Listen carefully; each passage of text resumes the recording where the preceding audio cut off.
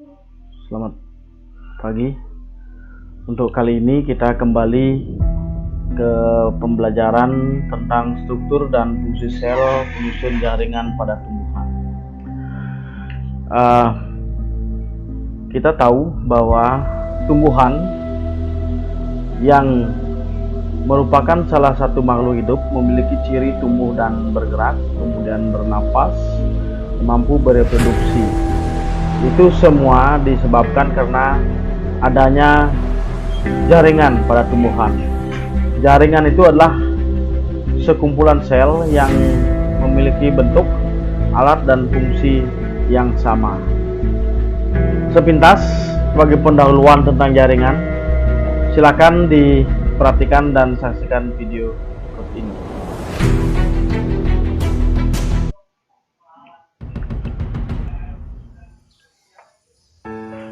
Selamat pagi, Om Swastiastu, anak-anakku kelas 11 MIPA.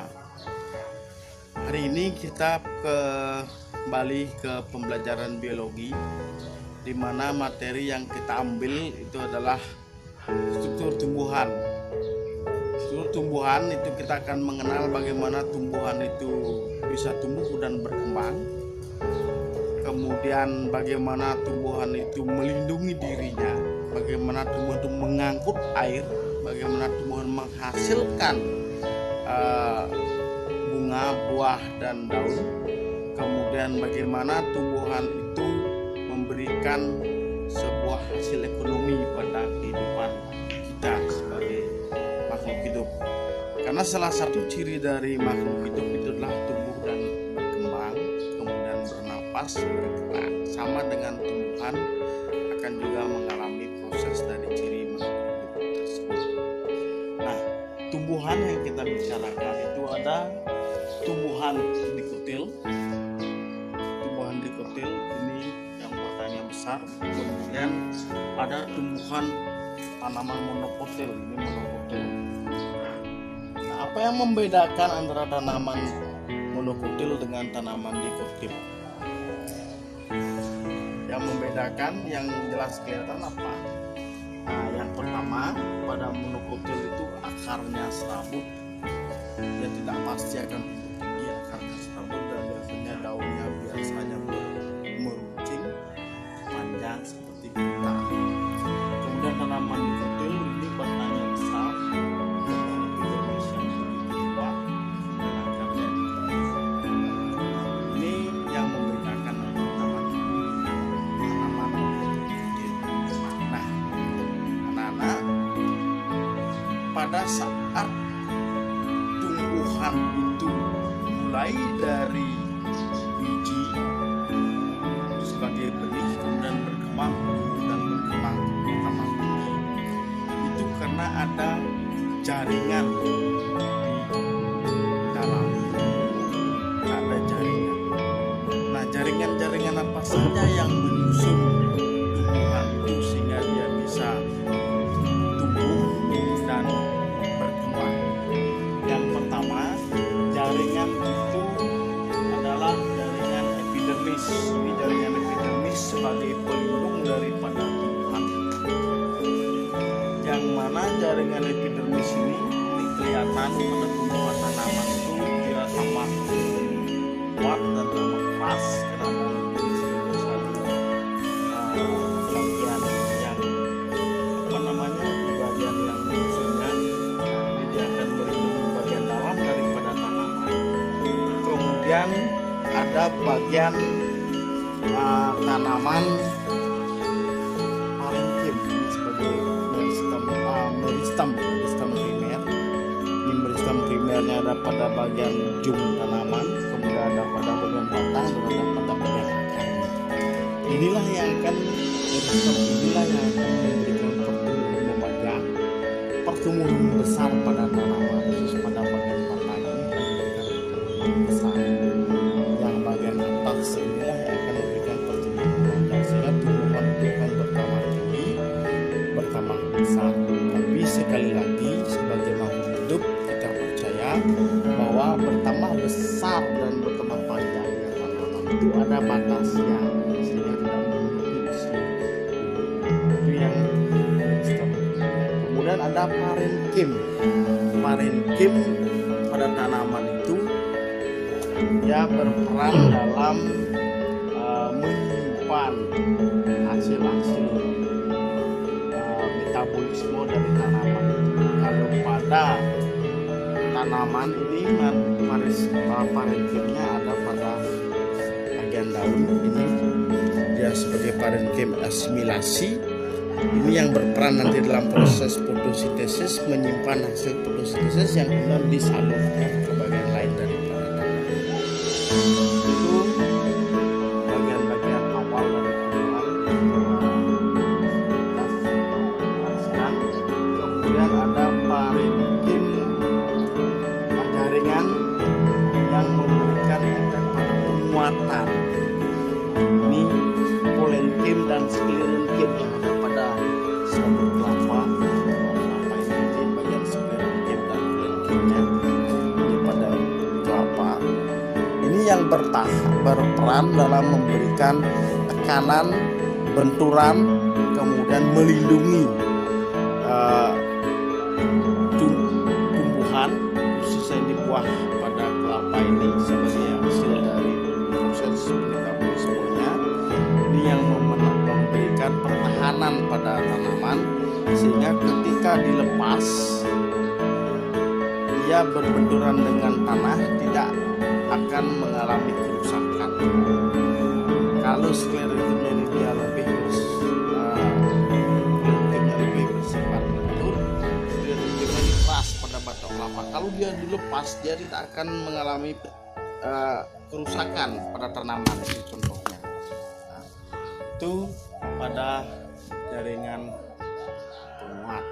Nah, ini beberapa jaringan sebagai pendahuluan yang Bapak jelaskan pada anak-anak, dan selanjutnya lebih lengkap kita akan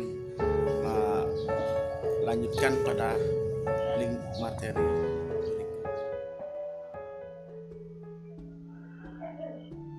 Itu pendahuluan kita tentang jaringan, di mana tumbuhan itu memiliki jaringan yang akan nanti digunakan dalam proses pertumbuhan dan perkembangannya, sekaligus proses metabolisme dan reproduksi yang diperlukan oleh tumbuhan itu sendiri.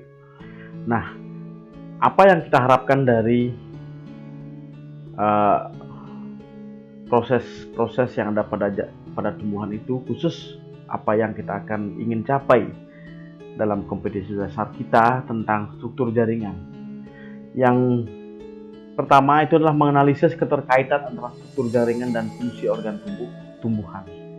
Kemudian mampu menyampaikan data hasil pengamatan struktur anatomi jaringan tumbuhan untuk menunjukkan keterkaitan dengan letak dan fungsinya dalam bioproses. Itu kompetensi dasar yang kita harapkan dalam pembelajaran tentang struktur jaringan tumbuhan dan keterkaitannya dengan letak dan fungsi dalam proses fisiologis tumbuhan.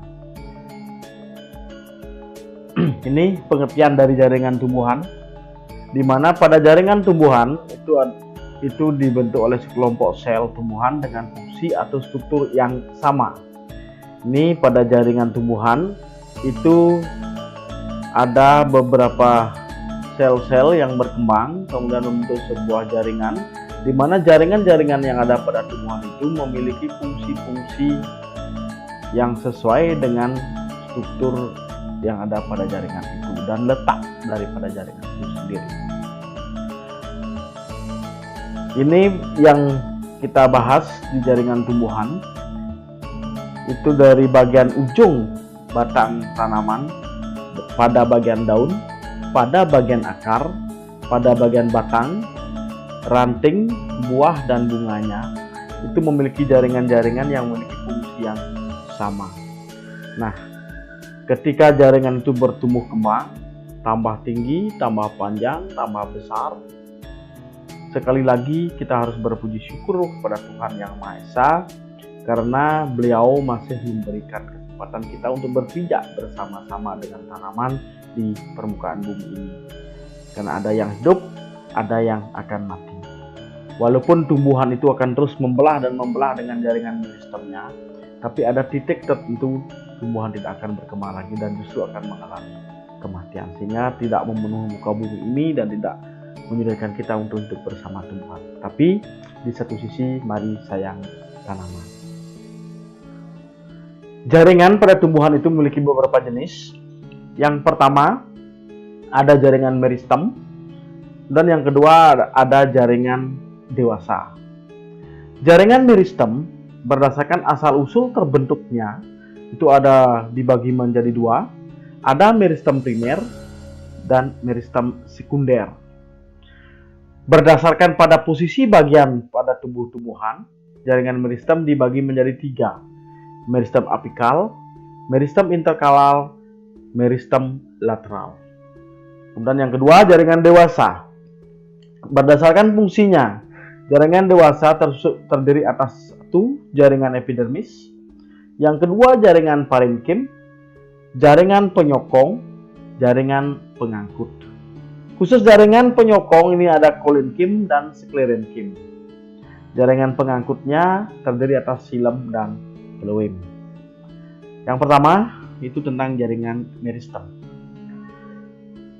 Jaringan meristem itu adalah jaringan embrional, jaringan yang akan selalu ada dan selalu hidup selama tanaman itu hidup, sehingga juga disebut memiliki sifat meristematis karena jaringan meristem ini memiliki sel-sel yang memiliki kemampuan untuk selalu membelah diri.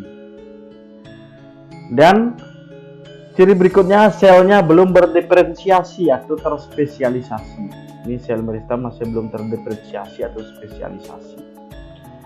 Memiliki dinding tipis, dinding sel yang tipis, karena akan terus membelah dan akan terus berkembang, baik bertambah tinggi ataupun bertambah besar. Meristem tersusun atas sel-sel yang rapat dengan tidak memiliki ruang antar sel dan banyak mengandung protoplasma, serta vakuola selnya sangat kecil dan bahkan kadang-kadang tidak memiliki vakuola. Itu ciri dari jaringan meristem. Berdasarkan asal-usulnya, jaringan meristem itu dibagi menjadi meristem primer yang berkembang secara langsung dari sel-sel embrionik, dan jaringan meristem sekunder yang berkembang dari jaringan dewasa yang telah terdiferensiasi. Ini meristem primer, primary meristem yang terdiri atas protoderm, ground meristem, dan prokambium yang akan membentuk promeristem dan akan berkembang menjadi meristem sekunder. Ada ini di bagian bawahnya yang berkembang kemudian menjadi meristem sekunder. Ini prosesnya. Meristem sekunder yang merupakan jaringan muda yang tumbuh dari jaringan yang telah dewasa atau yang telah terdiferensiasi. Kemudian meristem primer merupakan jaringan muda dari sel-sel inisial, yaitu yang disebut dengan promeristem di bagian ujungnya. Promeristem ini merupakan jaringan meristem yang telah ada ketika tumbuhan masih dalam tingkat embrio. Itu contohnya ada pada lembaga tumbuhan. Itu promeristem yang kemudian berkembang. Nah, menurut tempatnya, meristem dalam tubuh tumbuhan dibagi menjadi meristem ujung atau biasa dikenal dengan apikal meristem. Itu jaringan meristem muda yang terbentuk oleh sel-sel inisial yang berada di ujung-ujung dari alat-alat tumbuhan. Bisa di ujung daun, di ujung batang, di ujung cabang, di ujung akar. Meristem interkalar itu adalah jaringan muda yang terbentuk oleh sel inisial yang terdapat di ruas-ruas batang. Itu ada pada pangkal ruas-ruas tumbuhan. Itu contohnya ada pada suku rumput-rumputan atau gramine.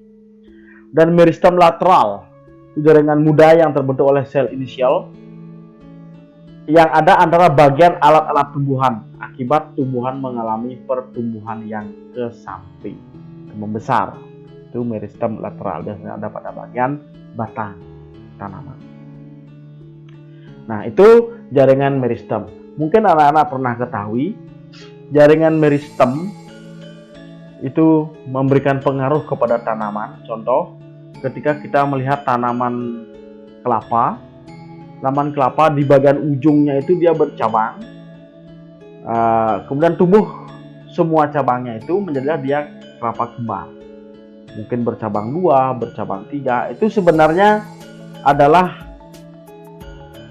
pembelahan dari meristem yang tidak sesuai dengan sebenarnya atau tidak pada jalurnya, sehingga dia bisa membelah menjadi 2 dan kedua-duanya tumbuh menjadi cabang baru.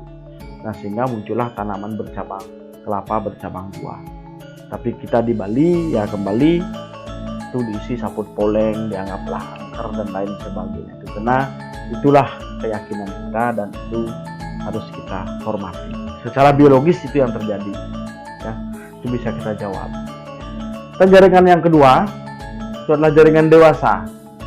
Jaringan dewasa ini merupakan jaringan permanen, ya, biasa disebut jaringan permanen atau biasa disebut dengan jaringan non-meristematik.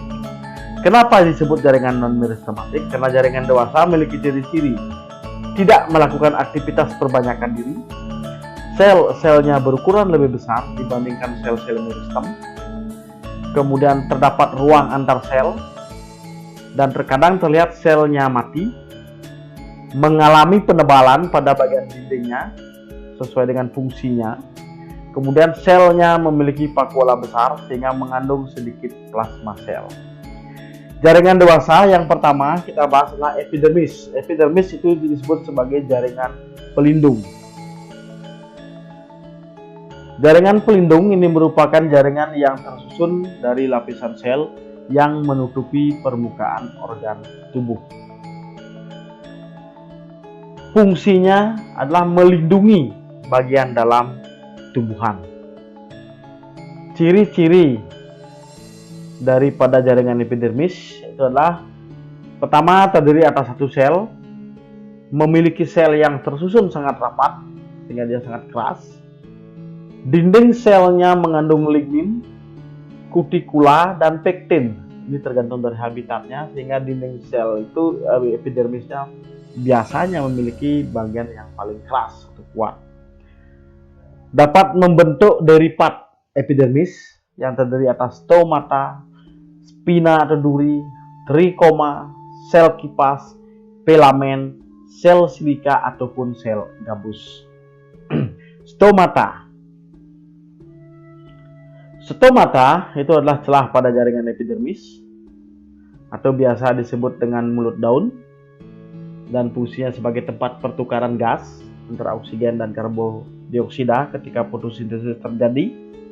Trikoma itu merupakan modifikasi dari epidermis yang berupa rambut, sisik rambut kelenjar, tonjolan, dan lain-lainnya. Kemudian spina, ini duri yang ada pada bagian tanaman, baik batang ataupun daun. Contoh kalau di Bali, tuong polo itu di bagian daunnya ada derivat epidermis yang disebut dengan spina atau duri. Filamen itu lapisan sel mati di bagian dalam jaringan epidermis pada akar udara. Yang fungsinya filamen telah mengikat oksigen dan menangkap air yang diperoleh. Dan umumnya filamen ini ada pada tumbuhan anggrek. Dan sel kipas, sel yang terdapat di bagian adaksial daun, di mana sel-selnya tersusun seperti kipas. Yang biasanya sel kipas itu berfungsi dalam proses pembukaan gulungan daun ketika tunas dan untuk mengurangi penguapan yang berlebih. Nah, ketika daun itu menggulung, untuk membuka gulungan daun inilah peran dari sel kipas dan untuk mengurangi penguapan yang berlebih daripada daun itu sendiri. Silika dan gabus ini fungsinya adalah untuk memperkuat batang. Kulit batang menjadi keras itu oleh silika dan gabus. Kemudian untuk melindungi jaringan lain agar tidak kehilangan banyak air. Ini beberapa contoh gambar tentang derivat epidermis. Ada bagian stomata, kemudian trikoma, kemudian duri atau spina, sel kersik. Ini bagian-bagiannya. Contoh jaringan epidermis yang memiliki yang termodifikasi atau derivat epidermis. Yang kedua ada jaringan parenkim.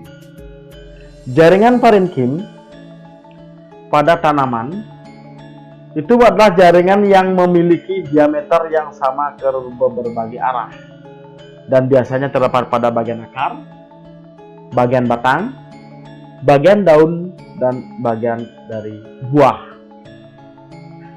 Selnya hidup dan aktif, memiliki dinding sel yang tipis, bisa bulat, persegi atau panjang, dan ada persegi 6. Dan memiliki ruang antar sel. Sifatnya meristematik, salah satu jaringan dewasa yang bersifat meristematik karena sel-selnya terus membelah walaupun dia sudah dewasa. Kemudian pada batang dan akar, itu jaringan parenkim terletak pada bagian korteks dan empulur. Itu letak jaringan parenkim yang ada pada batang, itu ada di bagian korteks dan empulur. Kemudian yang di buah itu letaknya di antara xilem dan phloem. Memiliki inti sel dan banyak terdapat vakuola. Ini contoh dari gambar parenkim secara melintang dan secara longitudinal. Ini bagian intraselulernya, air space intraseluler atau ruang antar sel. Kemudian ini adalah sitoplasma di sel, dinding selnya, ini dinding sel. Kemudian di dalamnya ini ada nukleus ini yang menyebabkan terus membelah. Ya, ada vakuola. Nah, ini yang longitudinal kelihatan vakuolanya. Ini vakuola. Itu parenkim. Parenkim yang ada pada tanaman itu dibedakan berdasarkan fungsi yang dimilikinya. Ada parenkim asimilasi atau biasa dikenal dengan klorenkim. Inilah parenkim yang mengandung klorofil atau zat hijau daun. Berarti fungsinya ini adalah untuk fotosintesis. Kemudian parenkim penimbun, ini biasanya ada pada bagian batang, ada pada bagian akar, ada pada bagian daun, yang fungsinya adalah untuk menyimpan cadangan-cadangan makanan yang dihasilkan pada saat proses metabolisme. Ada disimpan di vakuola, bisa dalam larutan, baik bentuk padat ataupun cair di sitoplasma. Kemudian ada parenkim air. Parenkim air ini berfungsi untuk menyimpan air. Parenkim air ini biasanya ada pada tanaman xeropit dan epifit, anggrek ataupun kaktus. Dan parenkim udara atau aerenkim. Aerenkim ini biasanya memiliki ruang antar sel yang sangat besar karena aerenkim ini berperan untuk mengapungkan tanaman ketika dia berada di air. Sehingga udara tersimpan di vakuolanya, kemudian di air dia bisa mengapung. Ini contohnya enceng gondok, kemudian ada kapu-kapu, kemudian ada teratai. Itu parenkim udara atau aerenkim. Ini pada Oryza sativa sebagai parenkim penimbun. Ini butiran-butiran amilum yang ditimbun di lamelanya. Kemudian ada ruang antar sel pada aerenkim ini untuk menimbun udaranya.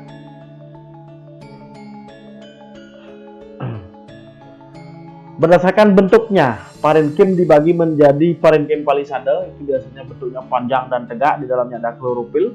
Parenkim bunga karang itu memiliki bentuk yang seperti bunga karang, tersebar dan tidak terstruktur atau tidak berbentuk, dan memiliki ruang yang besar, rongga udara yang besar. Itu biasa juga ada pada bagian daun dan banyak mengandung klorofil juga yang untuk fotosintesis. Kemudian ada parenkim bintang, ini berbentuk seperti bintang yang ujungnya saling berhubungan. Parenkim lipatan, di mana dinding selnya melipat ke dalam. Parenkim. Yang ketiga itu ada jaringan penyokong. Jaringan penyokong itu yang pertama kita bahas adalah sklerenkim. Sklerenkim ini terdiri atas sel-sel yang bersifat mati dan seluruh bagian dinding selnya mengalami penebalan. Letaknya adalah di bagian korteks, perisikel, serta di antara xilem dan phloem.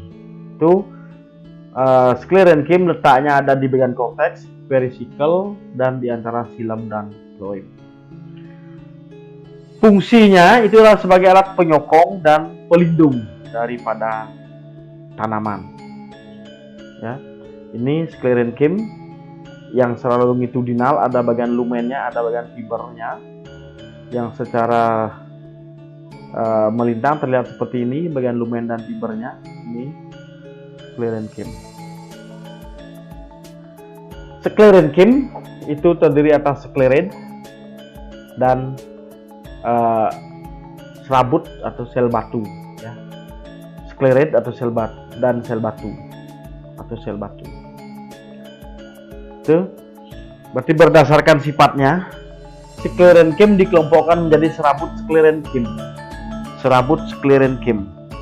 Serabut sklerenchyme itu merupakan sel-sel yang panjang, kemudian di bagian ujungnya menyempit atau meruncing.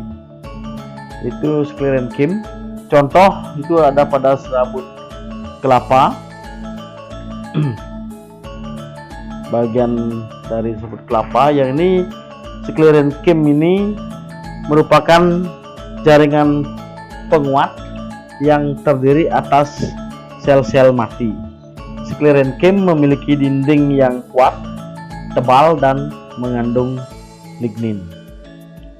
Itu untuk sklerid atau sel batu.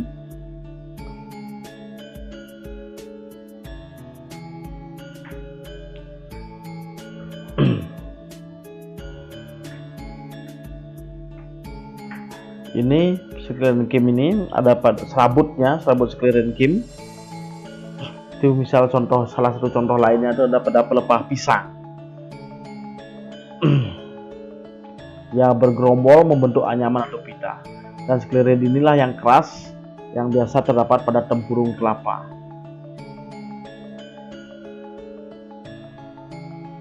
Berikutnya kolenchyme. Kolenchyme pada tanaman itu merupakan jaringan mekanik yang berperan sebagai penyokong organ pada tumbuhan saat tumbuh dan berkembang. Beda dengan sklerenchyme. Sklerenchyme itu telah melindungi tanaman ketika terjadi benturan, tekanan, ataupun ada angin dan pengaruh cuaca yang lainnya. Kalau pada kolenchyme itu tersusun dari sel hidup, mampu mengadakan aktivitas meristem, tidak memiliki ruang antar sel, dinding selnya terdiri atas selulosa, pektin, hemiselulosa, dan tidak berlignin, mampu menghilangkan penebalan dindingnya, kemudian isi sel dapat mengandung kloroplast dan tanin. Itu kolenchyme. Ini contohnya. Dia memiliki nukleus untuk melakukan aktivitas meristem. Kemudian ada sitoplasma di dalamnya. Berikutnya, ini parenchyme sebagai jaringan dasar, parenchyme, kolenchyme, dan sklerenchyme. Kemudian jaringan dewasa berikutnya adalah jaringan pengangkut, xilem dan phloem.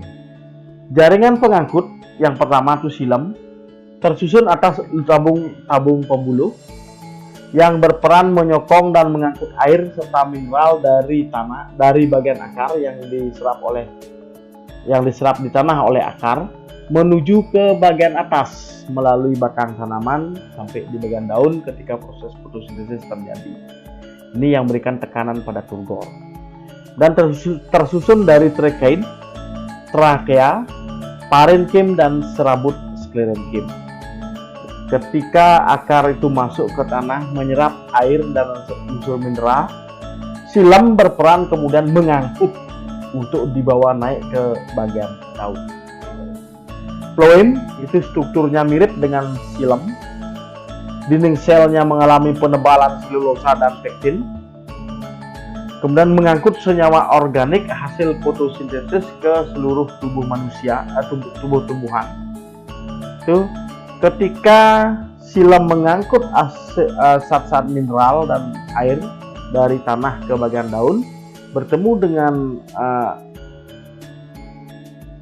diseraplah oksigen oleh stomata, kemudian sinar matahari masuk dan tetesan air juga ada di sana, terjadilah proses fotosintesis, baik reaksi gelap ataupun reaksi terang di fotosintesis itu, kemudian menghasilkan karbohidrat dan zat-zat lain yang diperlukan ini kemudian dikirim ke seluruh bagian tumbuhan oleh phloem.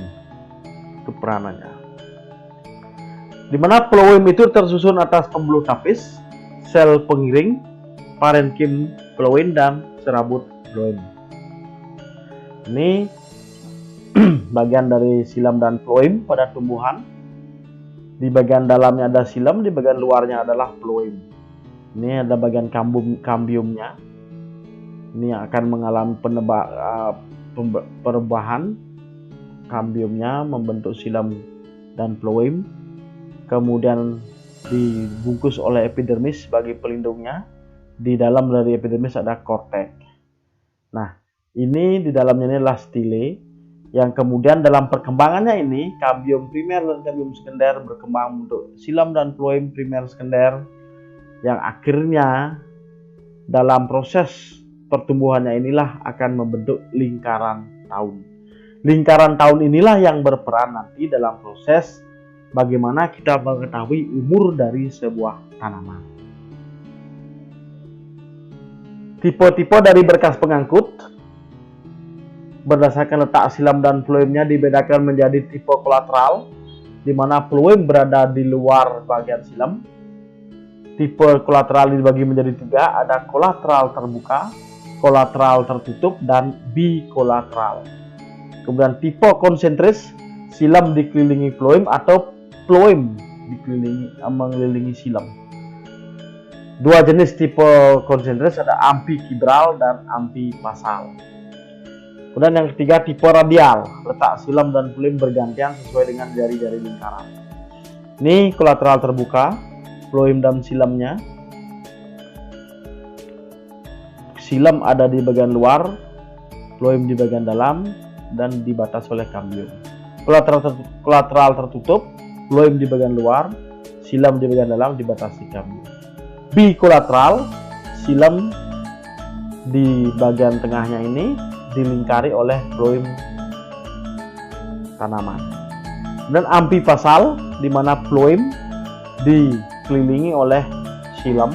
Kemudian yang ampikibral, xilem dikelilingi oleh phloem dikelilingi oleh xilem. Itu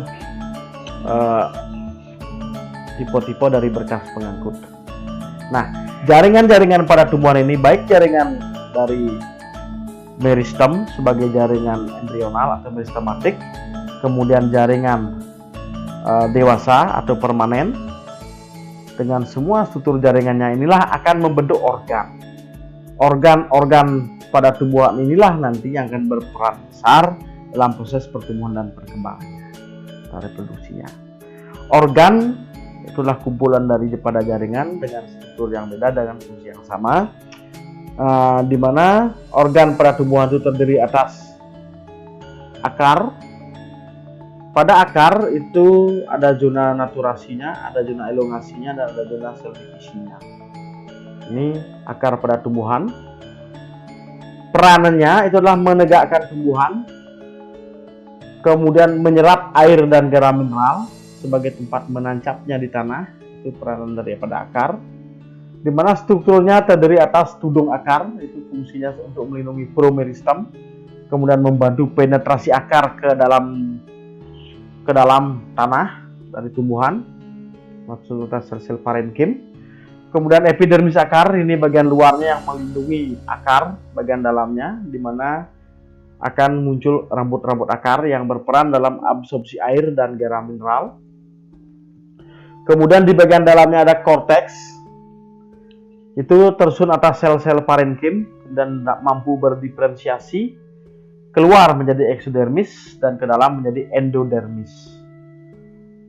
Kemudian stele akar atau bahasa Balinya les itu lebih dalam dari epidermis yang terdiri atas perisikel, berkas pembuluh dan parenkim. Itu akar.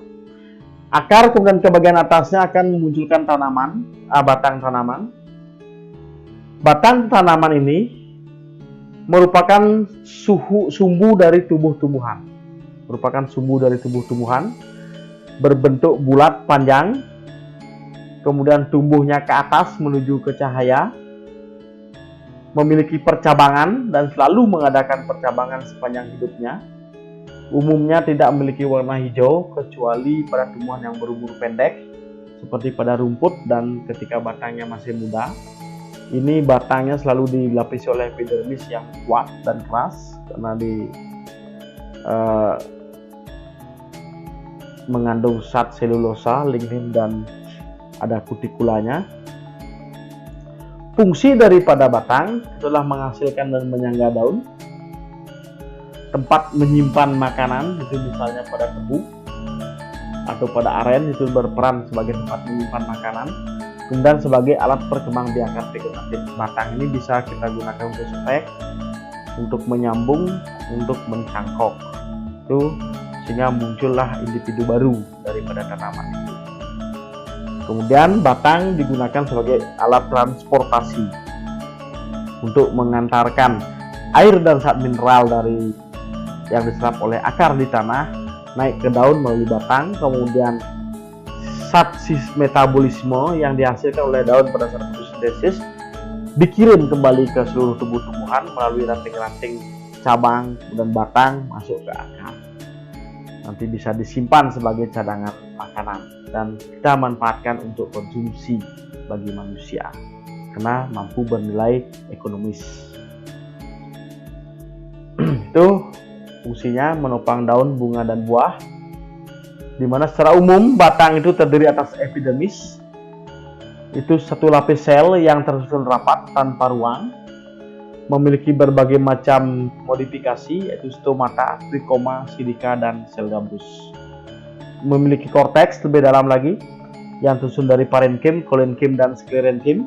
Kemudian lebih dalam lagi ada stile atau silinder pusat yang tersusun atas perikambium atau perisikel, parenkim, berkas pengangkut, dan empulur. Nah, ini bagian batang. Ini yang nanti yang akan membentuk lingkaran daun, baik batang dikotil maupun monokotilnya. Dari luar ada epidermis, kemudian ke dalam lagi ada korteks, lebih ke dalam lagi ada kambiumnya, di mana ke dalam membentuk silem dan keluar membentuk fluid. Lebih ke dalam lagi ada stile, di mana kambiumnya ini silem dan fluid dibatasi oleh kambium. Kemudian pada yang monokotil, kambium dan fluid dan silemnya itu menyebar, di mana bagian luarnya ada epidermis tetap, kemudian ada ground tissue-nya, lapisan-lapisannya. Ini dan silem fluid tersebar merata, tidak memiliki kambium, itu batang monokotil. Kemudian naik lagi ke atas ada daun atau di bagian-bagian luas-luasnya muncul daun. Daun pada tanaman itu memiliki sifat yang terdiri atas beberapa aspek. Itu bangun daun, ada bangun daunnya, itu struktur daunnya seperti apa, ada yang berbentuk di bagian bawahnya menggembung, kemudian bagian ujungnya meruncing, ada yang bentuk berstruktur bangun daunnya seperti jari-jari, kemudian ujung daunnya atau apex poli itu ujungnya ada yang runcing, ada yang meruncing, ada yang tumpul, ada yang bulat. Kemudian ada pangkal daun atau basis poli, pangkal daunnya ada yang bulat, ada yang berlekuk. Kemudian pertulangan daun atau nervasio, ada pertulangan yang mengirit, ada yang menjari. Tepi daun margopoli, tepi daunnya ini bagian tepi ada yang bergerigi, ada yang bergelombang, ada yang datar atau polos atau rata. Dengan daging daun atau mesopil, ini biasanya banyak terdapat satu daun mesopil dan ada beda kemasannya. Warna daun, warna dari daun ini biasanya memiliki warna hijau secara umum karena memiliki kandungan klorofil yang nanti berperan dalam proses fotosintesis. Atau ada juga nanti yang bercampur dengan phycoerythrin, warna yang menjadi agak kemerahan, dengan tergantung dari pigmen yang ada pada bagian daun itu sendiri. Fungsi daripada daun yang pertama dia adalah tempat fotosintesis. kemudian tempat menyimpan bahan makanan, sebagai tempat respirasi, tempat untuk menyerap energi cahaya matahari, dan tempat terjadinya transpirasi serta gutasi. Ini fungsi daripada daun. Ini jaringan daun. Jaringan daun di mana terdiri atas bagian atas ada epidermis atas, di bagian bawahnya ada epidermis bawah. Di mana epidermis bawahnya ini terdapat stomata, lubang daun, mulut daun yang nanti akan berperan dalam proses fotosintesis, transpirasi dan respirasi. Kemudian ada rongga udara di dalamnya, tempat penyimpanan udaranya. Ada jaringan pengangkutnya. Ini jaringan pengangkut di bagian dalam. Kemudian memiliki parenkim palisade, ini yang tegak dan seperti batang tegak, yang di dalamnya banyak mengandung kloroplas untuk fotosintesis. Kemudian ada parenkim spons atau bunga karang, yang juga di dalamnya terdapat kloroplas, lebih sedikit jumlahnya daripada di parenkim palisade. Ini daun. Kemudian bunga. Bunga ini merupakan alat perkembangbiakan secara generatif atau seksual daripada tumbuhan. Bunga itu terdiri atas mahkota bunga, petal, kemudian kelopak, sepal, benang sari atau stamen dilengkapi dengan kepala benang sari sebagai penghasil gamet jantan, kemudian putik atau pisilum sebagai penghasil gamet betina yang dilengkapi dengan kepala putik. Di bagian bawahnya ada saluran putik menuju ke bagian ovarium, ovul, yang ada di bagian tangkai bunga. Ini bagian petal atau kelopak bunga yang biasanya agak cerah, mengundang untuk datangnya serangga, kumbang dan sebagainya untuk melakukan penyerbukan terhadap benang sari. Ini biasanya menarik, dan petalnya ini, sepalnya itu untuk melindungi bagian mahkota bunga. Kemudian ada benang sari, ini tangkai benang sari, ada kepala benang sari. Kemudian ada putik, ini tangkai putik, ada kepala putik yang berhubungan langsung dengan bagian ovul ini di ovari. Di sini tempat terjadinya proses reproduksi nanti. Ketika benang sari, kepala benang sari, serbuk sarinya jatuh di kepala putik, kemudian terjadi proses penyerbukan, turun, masuk di ovul, ovari, terjadilah proses pembuahan. Nah, ini bagian tangkai, mangkoknya, sebagai bagian untuk melekatkan diri dengan tanaman, dengan ujung tanaman. Itu kemudian setelah terjadi proses penyerbukan dan pembuahan, maka akan membentuklah nanti berkembang dari biji menjadi buah. Buahnya ini perkembangan lanjut dari bakal buah yang dibedakan antara dinding buah atau perikarpium. Maka ada buah kering pecah, buah kering tidak pecah, buah berdaging. Ini yang biasanya ada pada buah berdaging ini, ada pada mentimun. Kemudian karena di sana akan terdiferensiasi perikarpiumnya menjadi eksokarpium, lapisan luar dan yang berwarna. Ada mesokarpium di tengah yang tebal berdaging. Ada endokarpium, lapisan tebal yang berupa selaput yang mengandung sel batu.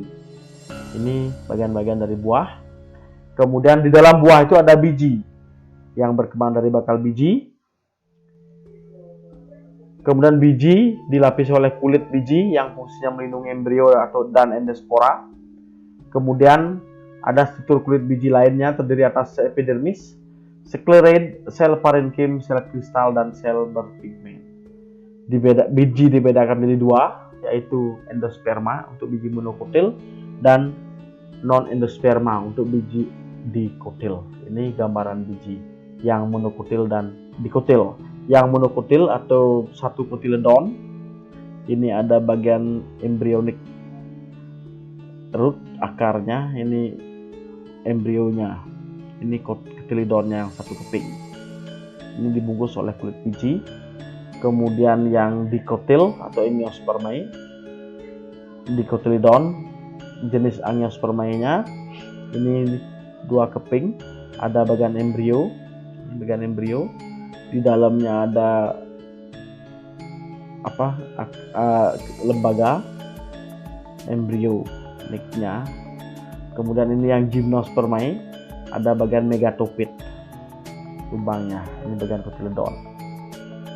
Itu untuk buah. Nah, pada tanaman itu juga ada sifat totipotensi dan kultur jaringan. Ini totipotensi itu kemampuan sel tumbuhan untuk tumbuh menjadi individu baru yang sempurna. Totipotensi ini yang pertama kali dilakukan penelitian oleh Stewart pada empulur wortel. Dan kultur jaringan itu perbanyakan tanaman dengan mengisolasi bagian-bagian tanaman. Ini dasar teori yang digunakan karena sel semua sama dengan sel zigot. Kemudian setiap sel memiliki potensi genetik embrio dan mampu memperbanyak diri dan berdiferensiasi. Kemudian tumbuhan terdapat sel atau jaringan yang aktif membelah, baik itu yaitu meristem dan parenkim. Itu dasar dari kultur jaringan. Sehingga tekniknya itu adalah sterilisasi, pembuatan media, inisiasi, multiplikasi, pengakaran, aklimatisasi. Dengan tahapan-tahapan diambil bagian daripada tanaman, kemudian dipotong eksplan 2-3 cm, ditaruh di bagian sterilisasi eksplannya dengan alkohol 70%, NaOCH 5%, yang direndam. Kemudian setelah itu tahap berikutnya tahap inisiasi. Ini inisiasi. Kemudian tahap induksi, tunasnya. Masuk di tahap elongasi, dikembalikan ke tahap induksi berulang, kembali ke tahap elongasi. Nah, sudah disemai tahapnya, sudah umur 2-4 minggu jadi, kemudian berkembang menjadi tanaman induk. Ini tahap kultur jaringan. Dan biasanya anggrek yang sekarang banyak muncul itu prosesnya melalui tahapan-tahapan kultur jaringan. Itu yang harus kita pahami, sehingga memodifikasinya pun lebih gampang. Dan banyak tanaman yang sekarang muncul dari kultur jaringan karena lebih mudah dan lebih gampang untuk diproses. Salah satunya yang bisa kita lakukan dalam kultur jaringan, misalnya punya tanaman, dipotong bagian batangnya, direndam dengan air bawang. Silakan nanti dicoba di rumah, direndam dengan air bawang, dibiarkan seperti itu selama 2-4 minggu, dilihat akan tumbuh akar. Nah, inilah nanti kita kembangkan. Misalnya dengan pembuatan sirih, batang sirih yang biasa digunakan seperti itu. Atau sekarang banyak mencoba sistem kultur jaringan itu dengan membuat bonsai dari batok kelapa. Nah, itu yang banyak digunakan sekarang. Lanjut, ini beberapa soal yang silakan nanti dikerjakan, yang kita ambil dari soal ujian nasional. Silakan dicoba dilatih soal-soal yang ada di ujian nasional tentang jaringan. Ini latihan soalnya. Terima kasih. Ini referensi yang kita gunakan. Terima kasih sudah menyimak dan memahami materi tentang kultur jaringan. Untuk selanjutnya kita berjumpa kembali dalam materi berikutnya tentang struktur hewan. Om Santi Santi Santi Om. Selamat